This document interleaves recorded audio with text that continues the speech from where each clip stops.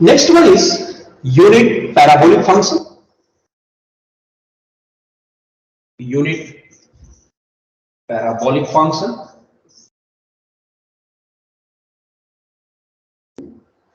So the function continuous time unit parabolic function is represented as P of t equal to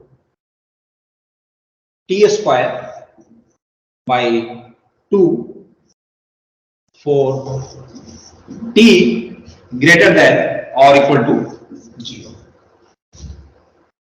or P of t is equal to 0 for t less than 0. This is the unit parabolic function, or this can also be represented, this parabolic function can also be represented as t square by 2 u of t. I can ask you what is the relation between the parabolic function and the unit step function. You can just write down these things. Parabolic function is related with the unit step function. Similarly, you can do the shifting of the signal to the left side or to the right side, as we discussed with the unit step or the unit ramp. The graphical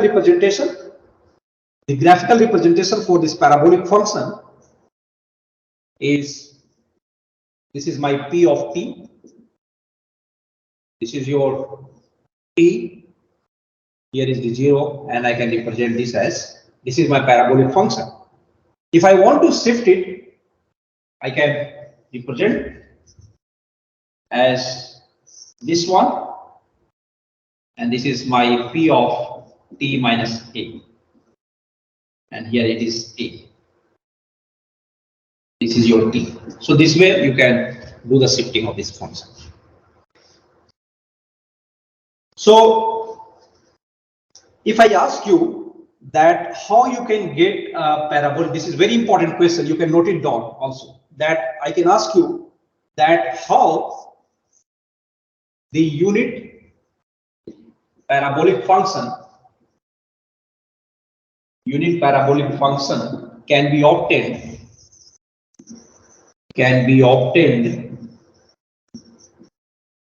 how unit parabolic function, whether it is continuous or discrete, how you can get it if you have only the unit step function, if you have the unit step function, or if you have the unit ramp function, then how you will obtain this parabolic function? This is very important question. So you can get unit parabolic function if you have the unit ramp function or the unit step function by just doing the double integration. By just doing the double integration of the unit function,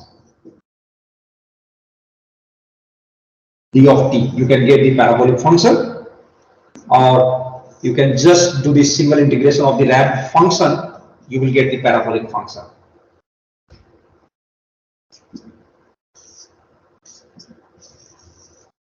You will get t square by 2 for t greater than 0. So you can obtain the parabolic function by double integrating the unit step function, or by doing the single integration of this ramp function, you will get the parabolic function. So this is very important. You note it down somewhere.